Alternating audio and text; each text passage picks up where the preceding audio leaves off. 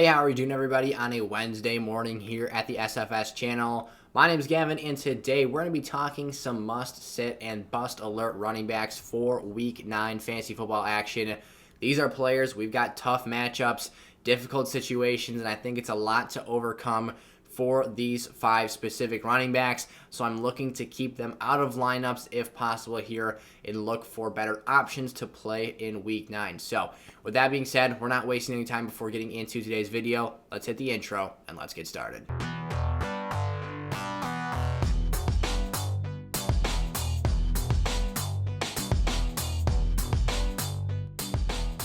Alrighty, as we get into today's episode, make sure to leave it with a like so others know that you found our content useful and beneficial to your fantasy lineups, and click that subscribe button if you're new around here. We're always trying to grow the SFS community and keep this thing growing and stockpiling more and more members of the community. It makes it a better environment for everybody. It helps us out a ton here. Mike Davis is our first must-sit running back for this week. Obviously, Mike Davis and Cordero Patterson are both very involved for this Falcons backfield, and the reason that Mike Davis is the sit for me this week in a very, very tough matchup against the New Orleans Saints over a Cordero Patterson is because of the added receiving ability that I see Cordero Patterson having a greater chance to find productivity in. Patterson's receiving numbers have been down the past couple of weeks here, but with Calvin Ridley stepping away from football, I see a greater chance that he's elevated back into a role where he spends an increased amount of time split out wide as a wide receiver threat, because even though Kyle Pitts is broken out here, they're still going to need somebody to step up to the plate and put up and produce quality numbers for this team in the passing game. Russell Gage has basically been non-existent this season, one of the biggest letdowns of the year for our sleeper picks. We were super excited about his potential productivity as a flex play in lineups this year. He's basically been a no-show. Patterson's taken over that number 2 wide receiver role. And again, when your top wide receiver option, not necessarily your top receiving game threat, as I think, again, Kyle Pitts, his breakout and emergence. Now, he did have a very quiet week last week. That does still, I think overall, he the last 2 out of 3 weeks has shown us he's here, he's arrived, and that matchup against the Carolina Panthers last week was very brutal. But we're getting off topic here, talking about wide receivers in the Falcons passing game. Mike Davis is a must-sit for me because, again, he is a more traditional running back than a Cordero Patterson and is going to get the short end of the stick when it comes to this Saints running defense, and the majority of his touches are going to come as rushing attempts. This team does not allow a lot of green grass, and this linebacking core, this defensive front, this overall scheme coordinated by Dennis Allen, they fly around and get to the football very quickly. And Mike Davis, not being a super explosive player, a very great athlete in space, he is a nice, complete, well-rounded back, but not the most explosive back in the world. He's going to struggle to sustain breakout runs and to find separation from defenders to get loose into the second and third levels of defense. So I think that the ceiling and floor is very, very low for Davis this week. He's going to be a very touchdown-dependent play, and for someone who hasn't found the end zone at a consistent rate this year, something I am definitely looking to stay clear of in all scoring formats. How about Carlos Hyde? Now, before we get into Carlos Hyde in too much detail, I do want to preface and make it very well known and aware that James Robinson has not officially been ruled out of this contest. There is still a very reasonable shot that he could play in this game. I understand that. But worst case scenario here, Carlos Hyde could potentially be the starting running back for the Jacksonville Jaguars offense this week. Whether or not it is Carlos Hyde or James Robinson, Robinson's a more extreme must-sit situation. He's someone that a lot of lineups and teams are probably not going to be able to have the luxury to have a higher quality option for their lineups. But given the fact he's going to be less than 100%, this is a really, really dang tough matchup to be playing. The Buffalo Bills have been fantastic against the run game this year. I think that there is a bust alert element for James Robinson if he's able to go in this matchup. With that being said, again, forecasting the potential worst case scenario at this time, while we're recording this episode, we haven't gotten an official word on Robinson's health. Urban Meyer said he's hoping to hear good news regarding James Robinson's foot injury, and he's been listed as day-to-day, so we don't necessarily know specifically when he's able to go. You almost, as a fantasy manager, would like to just see him sit out this week. It's a tough matchup. Like I said, I think the ceiling is already very capped because you're playing the Buffalo Bills. I think game script could majorly get out of hand here. Something we'll talk about for Carlos Hyde in a second, but I want to make sure that we cover this for James Robinson as well in the event that he's able to suit up and play. I think that you'd rather just see, as a fantasy manager of James Robinson, desperate for a win or not, him sit out this week, get back to full health and 100% preparedness for his up-and-coming games, and get out of the potential risky situation of him having a injury that is worsened or progressed and it becomes a long-term issue for him the rest of the season. Because, again, I think whether he suits up or not, you're looking at a lessened role and a lessened availability and potential to find great productivity this week. So, into Carlos Hyde now. So James Robinson is a bust alert candidate for me if he's able to go this week, because I think the matchup's really tough. The game script could get out of hand here. Carlos Hyde's the same situation. He's a quality back. He's a veteran player. He's had stints of fantasy productivity in his career. And last week, when James Robinson exited the lineup, he had 10 points in half PPR scoring. But with that being said, he's still not James Robinson. And the ceiling is already taken down a significant notch from James Robinson to Carlos Hyde. He is definitely capable of being a goal line back. He can do some work in the receiving game as well. He was featured in that fashion somewhat last week. And he had 72 scrimmage yards, 6 receptions against the Seattle Seahawks last week. So you know that there's a certain element of capability here to Carlos Hyde. But with the level of difficulty in this matchup, with the Buffalo Bills being the team that they are and significantly outmatching the Jacksonville Jaguars offense at basically every position group, they're going to get pressure on Trevor Lawrence. He's probably going to have some turnovers in this game. They're going to slow down the run game, which overall, without James Robinson on the field, we saw this offense was a disaster. They could not score against Seattle last week. Seattle is one of the more underwhelming defensive units in the league. They're going to struggle big time in this matchup if J-Rob isn't available, because if you can't get a sufficient run game going, this team is not built to play from behind, and they are not built to really compete yet with top-level teams. So Carlos Hyde, again, staying away from him at pretty much every level if James Robinson can't go. And I would be very, very cautious with James Robinson. He's a low-end RB2 start for me this week if he is able to play against Buffalo. Damien Harris against the Carolina Panthers has been fantastic for the last stretch of games here. And, the last 3-4 weeks, he's been very productive. He's got 5 rushing touchdowns in that last month-long span of games, and he's been a must-start player for us in a majority of those matchups. This week, though, that's not the case.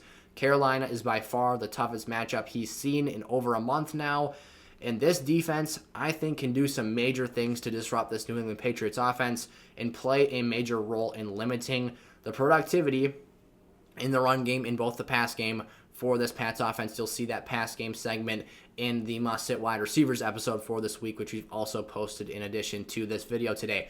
Damien Harris is, again, a very, very productive player over the last month-long span in the red zone. 5 TDs in 4 games. He's got more touchdowns than he has games played over the last month. This is a matchup, though, where I don't necessarily think that it's fair for us to bank him scoring a touchdown because of how stifling this Panthers run defense is. And additionally, their secondary is one of the top units in the league in terms of the talent they have dispersed throughout that unit. This is going to be no easy matchup for a rookie quarterback in Mac Jones. We've seen him peel down the mistakes, and we've seen him reduce the amount of interception-worthy throws he's been making the past couple of weeks. But I think there's a very good chance he sees 1 or 2 here against a Carolina team that's able to rush the passer. They're able to stuff the run. They're the 3rd most difficult unit in terms of the points that have been scored against them by fantasy running backs. They have allowed the 3rd fewest of any team in the National Football League. This is a very, very good defense. If they can get the quarterback position right and find consistent and sustained success there, this is a legitimate NFL roster. We saw that through the first 3 weeks when Sam Darnold was playing well. Now that he's struggling, it's a different case scenario. He finally picked up another win last week, but it was an ugly one. If Mac Jones and this Patriots offense can't consistently move the football downfield and give him sufficient goal line opportunities here in Week 9, I think Damien Harris has very real bust potential here, and I think that the upside is very, very limited. He's also went over 80 yards or more rushing in 3 straight games.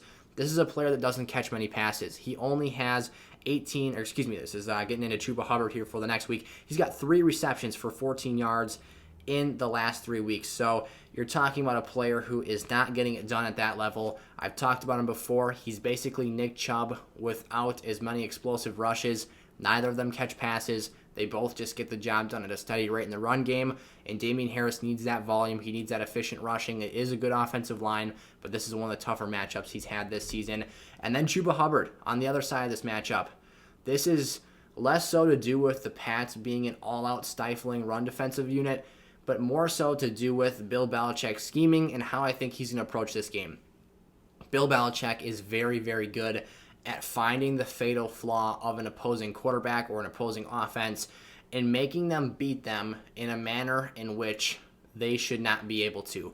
For me, and what I expect here, is they are going to do everything in their power to stop the Carolina Panthers from running the football, and they are going to force Sam Darnold in his reckless nature to try and beat them passing the football. The strength of this Patriots defense is in the secondary. They've got ball hawks back there. J.C. Jackson, one of the best corners in the league, at least over the last couple of seasons here. He's a very underrated player. Doesn't get exactly the respect I think he deserves. Made a big play last week. I think that they just take Chuba Hubbard out of this matchup, stack the box, load it up, and make Sam Darnold, as I said, it's a phrase that it's used to be referred to as playing left-handed.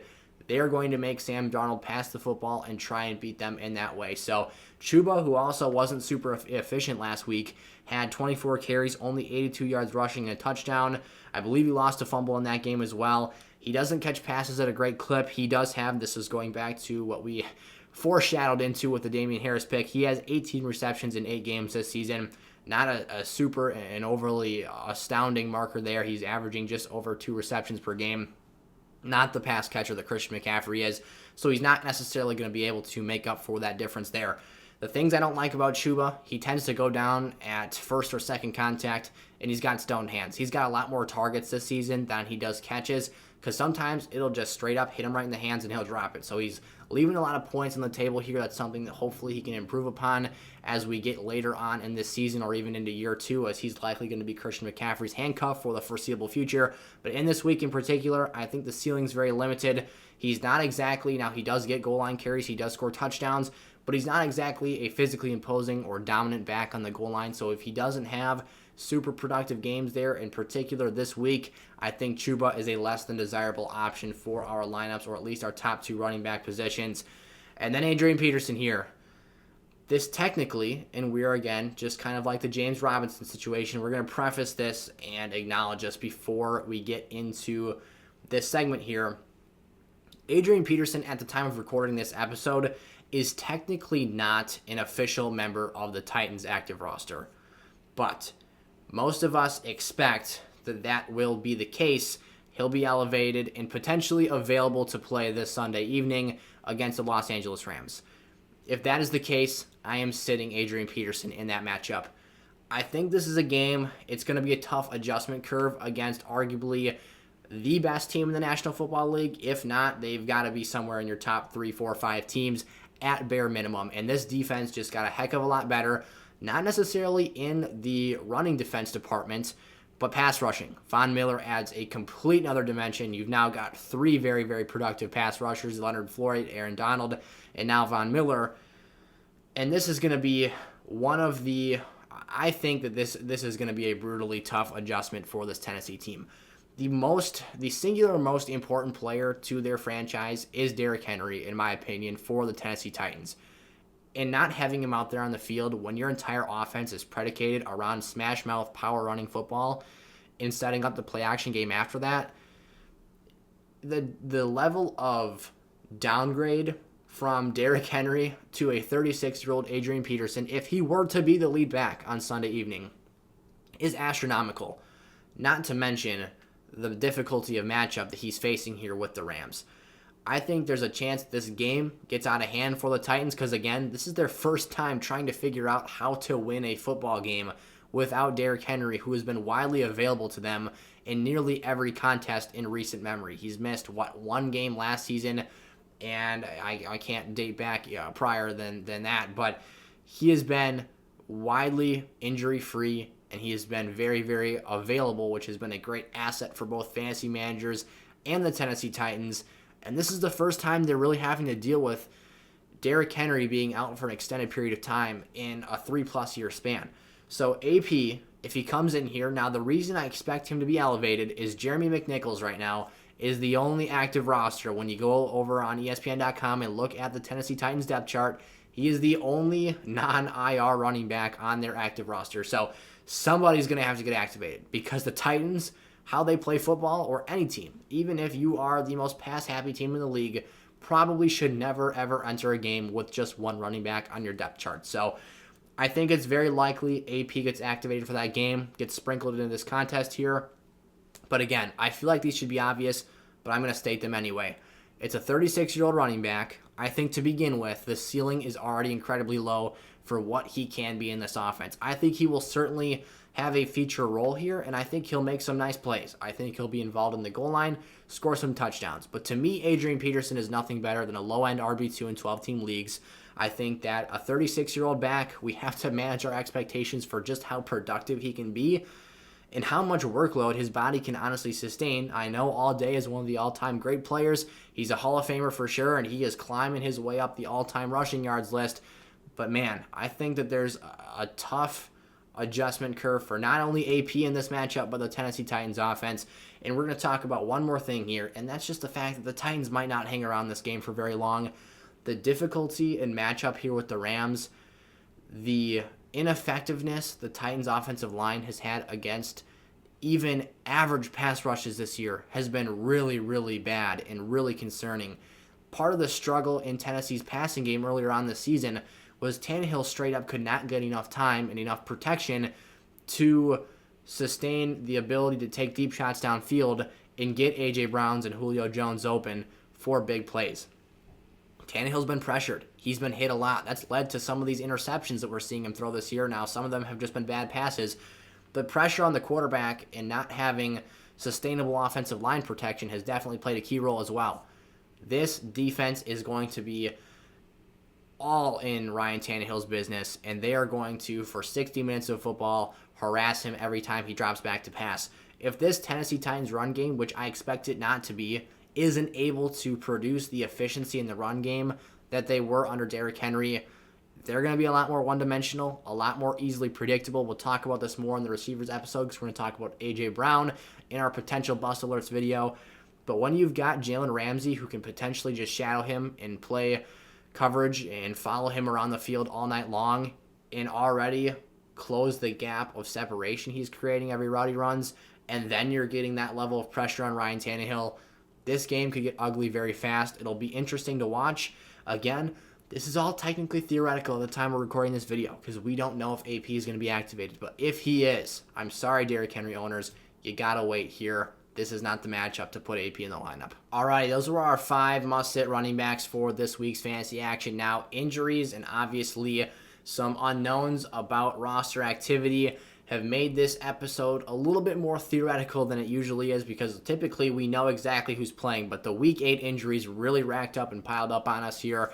And with the bye weeks, as always, the last, 3 weeks now, the decisions and the choices we have to choose from become a lot smaller, and we've got a lot more tough decisions to make here as we wear on through this season. So, as always, if you have questions for me, you can put those down in the comment section below. If you want guaranteed responses, you can check out SFS Gold. You can potentially get a free month for yourself by heading over to Thrive Fantasy, depositing $10, and using promo code SIZZLE. Then they will let us know that you signed up, and we'll get you your free month of SFS Gold. That's where you'll get our direct message access on the community Discord server, and we'll set your lineups for you on a week-to-week basis and give you our weekly positional rankings. But with that being said, thank you all so much for tuning in. I'll see you next time.